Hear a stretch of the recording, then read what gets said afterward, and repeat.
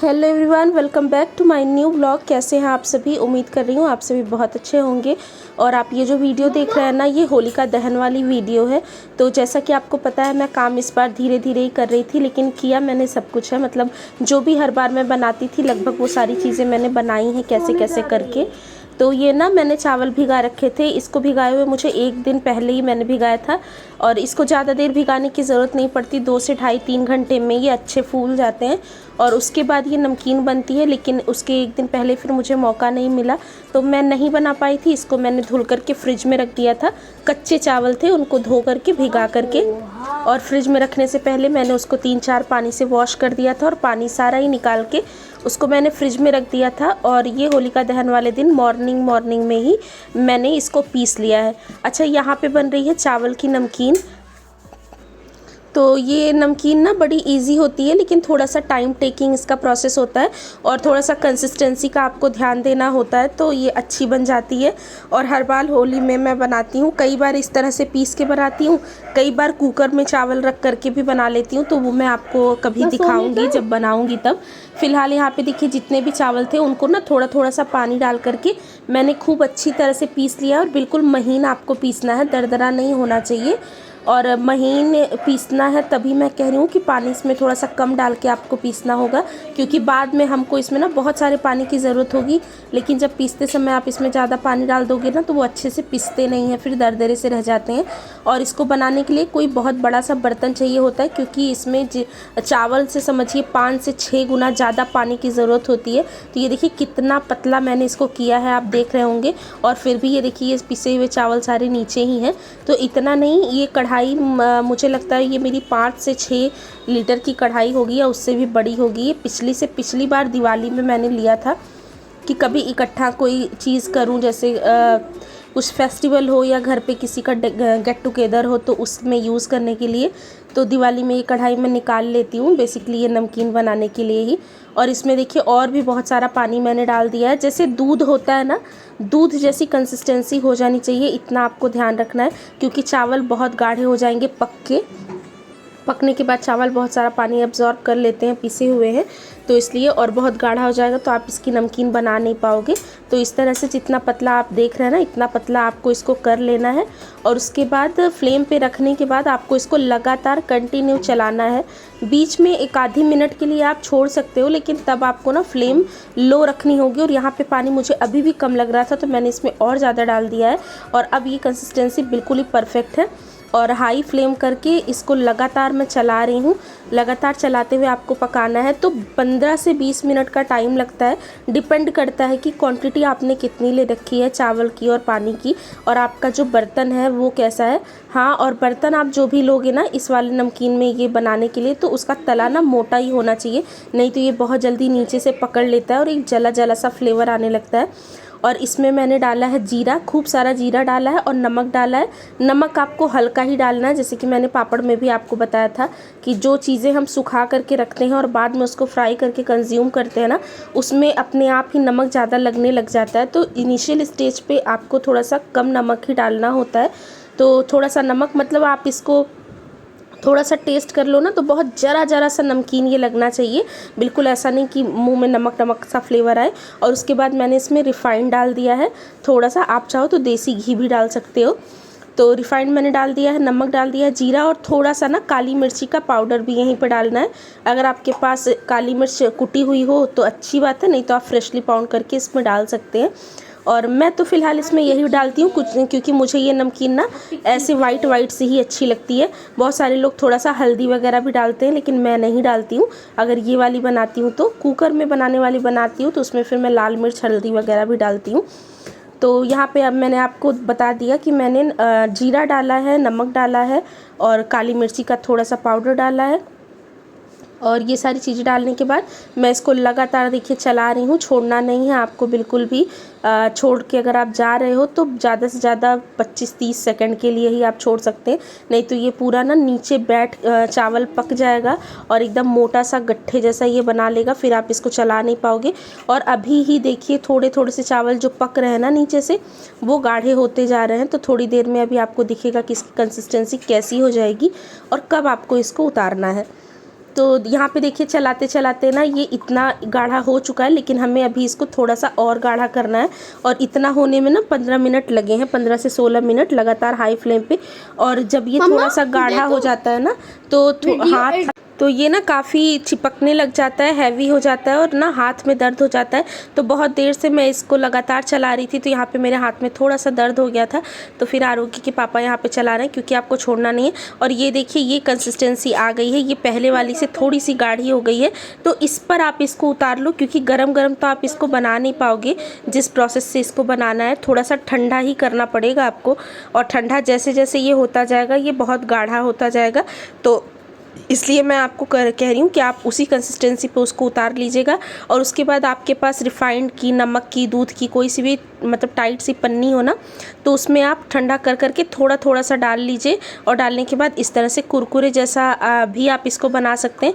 तो मैंने थोड़े से तो ऐसे बनाए थे, लेकिन फिर मेरे पास क्योंकि ना नमकीन वाली मशीन नहीं है, नहीं तो ये इस तरह से नहीं, मतलब ऐसे भी बना सकते हैं, लेकिन मेरी मम्मी उसमें से झाड़ती हैं तो थोड़ा सा पतला पतला सा निकलता है। तो फिर उसके लिए भी मैंने आगे एक ट्रिक आजमाई है, मैं आपको दिखाऊंगी।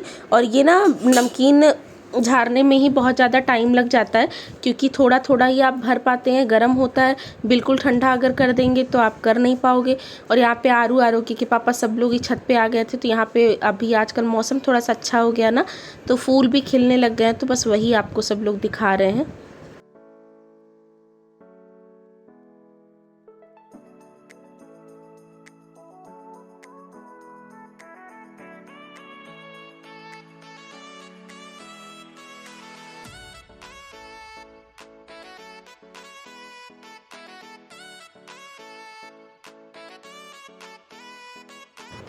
तो पापड़ तो ऐसा होता है ना आलू वाला, कि इसको अगर आप छाह में भी बना लो, मतलब रात में भी बना लो और पंखे के सामने रख दो, फिर उसको डायरेक्ट धूप में डाल दो दूसरे दिन, तो आराम से वो बन जाते हैं। लेकिन चिप्स और ये नमकीन की खासियत ये होती है ना कि इसको बनाते समय थोड़ी देर के लिए तो आपको धूप दिखानी ही पड़ेगी। और थोड़ी सी धूप लग जाए उसके बाद बल्कि आप इसको कमरे में डाल दो, नेक्स्ट डे धूप दिखा दो तो चल जाता है। तो छत पे तो मैंने फैला दिए थे वैसे ही जैसे मैंने दिखाया कुरकुरे जैसे, लेकिन वो मुझे थोड़े से बड़े बड़े भी लग रहे थे और ये ना थोड़ा टाइट भी हो गया था, तो उसमें डालने में भी पन्नी में हो रही थी दिक्कत। और छत पे जगह भी ख़त्म हो गई थी, मतलब जिस चारपाई पे मैं डाल रही थी ना नमकीन, उस पर 2 पन्नियाँ ही आई थी और नीचे मैं डालना नहीं चाह रही थी क्योंकि हवा बहुत तेज़ चल रही थी ना, तो मुझे लगा इसमें पूरी धूल धूल सी हो जाएगी। तो ये थोड़ा सा और बच रहा था, तो मैं ये पॉलीथीन नीचे लेकर के आ गई थी और बेड के ही ऊपर मैंने इस तरह से बिछा करके, और ये मेरे पास एक बड़ा सा पलटा है ना, तो इसके होल्स थोड़े बड़े बड़े से, तो इसमें इस तरह से डाल के मैंने झाड़ दिया है। और बिल्कुल इसी तरह इतने ही मोटे मोटे होल्स के ना जाली आती है, मतलब नमकीन झाड़ने वाला, तो उसमें ना 4 पैर होते हैं, मतलब दो तरफ एक लोग पकड़ते हैं, एक तरफ एक लोग पकड़ के उसमें से बना लेते हैं। तो इस तरह से मैंने अपनी सारी नमकीन बना ली और उसके बाद फिर कुछ भी मैंने रिकॉर्ड नहीं किया। और ये देखिए शाम की क्लिप है, तो यहाँ पे गुजिया बनाने की तैयारी हो रही है होलिका दहन वाले दिन ही, क्योंकि अकेले देखिए सब कुछ करना होता है। और उसी दिन ये भी लगता है जो उपटन लगाया जाता है, हम लोग के यहाँ, सब बहुत लोगों के यहाँ ये लगता है, तो ये भी मैंने कर दिया था। मतलब गुजिया की तैयारी सारी कर दी थी, खाना बना करके रख दिया था। और फिर होलिका दहन में ये जो निकलता है ना उपटन साफ़ करने के बाद इसको ले जाके फेंकते हैं, तो मैंने सोचा ये काम मैं पहले निपटा लेती हूँ, ताकि अगर मैं ना भी जा पाऊँ वहाँ दहन वाले में डालने के लिए तो आरोग्य के पापा ले जाके इसको डाल देंगे। तो बहुत ज़्यादा तो मैंने किसी को नहीं लगाया था, बस यही पैरों में ही, अपने आरोग्य के पापा के और आरू के तीनों के ही बस पैरों में ही मैंने इसको लगा करके छुड़ा दिया था।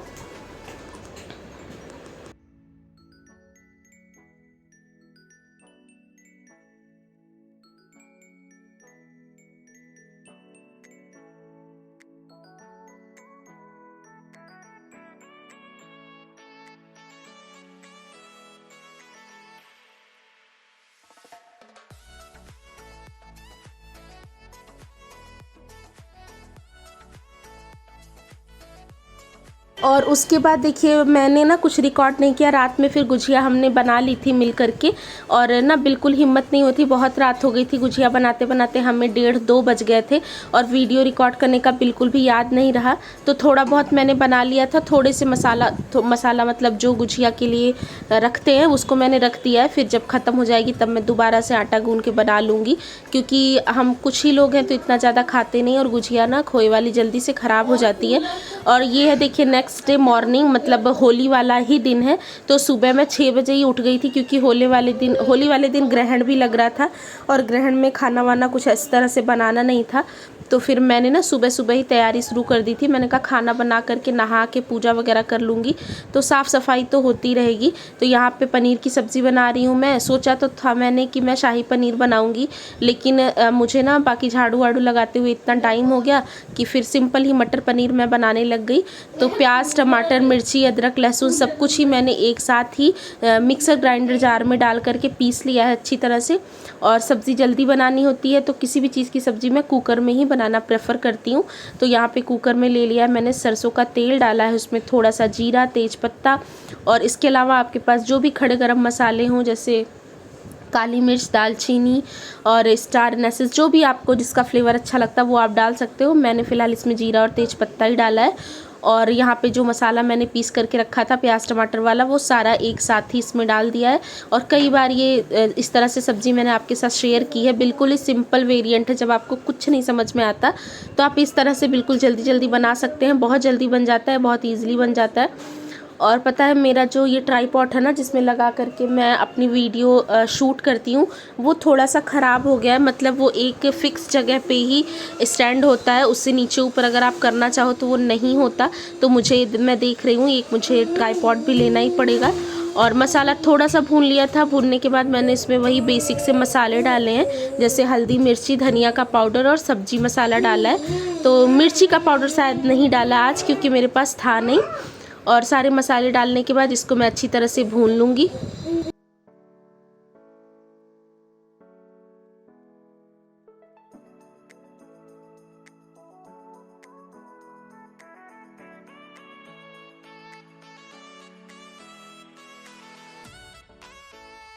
तो देखिए यहाँ पे मसाला थोड़ा सा पक गया था, तो उसके बाद मैंने इसमें मटर डाल दिए थे। कच्चे ही मटर हैं, ये फ्रोज़न नहीं है, इसलिए मैंने इसमें पहले ही डाल दिया। और उसके बाद ये पनीर है जिसको मैं कट कर ले रही हूँ।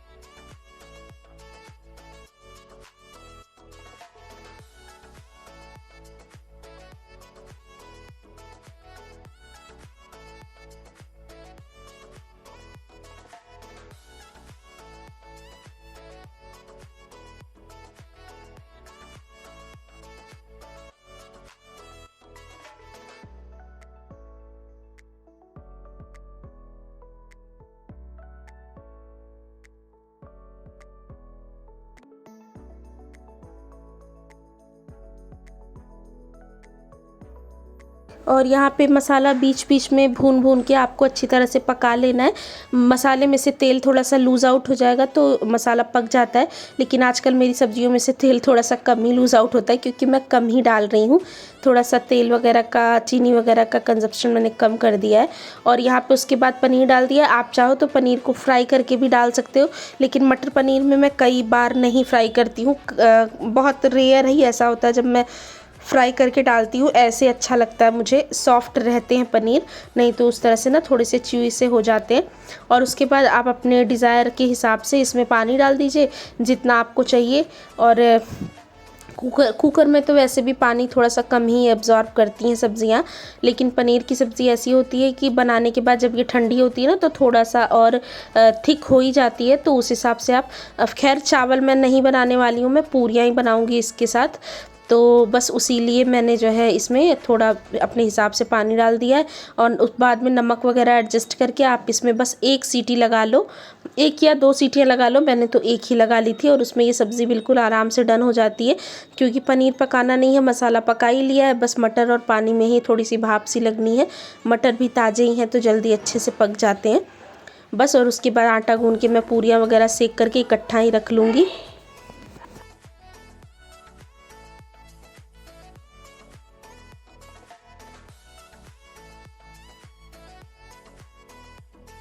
तो ये कढ़ाई और तेल आपको इसलिए थोड़ा सा गंदा सा लग रहा है ना, क्योंकि लास्ट नाइट इसमें ही मैंने गुजिया भी तली थी, ये रिफाइंड ऑयल है, तो फिर मैंने कहा चलो इसमें ही पूरियाँ भी बना लेते हैं। और इकट्ठा बना लिया था तो यहाँ खाने का काम डन हो गया था। मतलब 8 बजे से पहले ही मैंने खाना सारा बना करके रख लिया था, नहा धो भी लिया था, क्योंकि उस दिन ग्रहण लगा था। तो ग्रहण में ना खाना बनाते हैं और ना खाते हैं। बनाना भी नहीं चाहिए, रखा हुआ खाना भी ग्रहित हो ही जाता है, लेकिन जब मजबूरी होती है तो बना करके उसमें तुलसी पत्र वगैरह डाल करके रख दो तो वो शुद्ध ही रहता है। तो इसीलिए मैंने भी बना करके सारे खाने में तुलसी वगैरह डाल दी थी। और फिर 3 बजे जब ग्रहण ख़त्म हुआ था फिर हमने खाना खाया था, क्योंकि अगर 3 बजे ग्रहण ख़त्म होता और तब मैं खाना बनाना शुरू करती तो फिर पूरा दिन ही लेट हो जाता है, और घर में बच्चा भी है तो इस सारी चीज़ों का ध्यान रखना होता है। हालांकि आरोग्य को तो मैंने खाना खिला भी दिया था 10 बजे से पहले, 2 पूरियाँ उसने खा ली थी आराम से।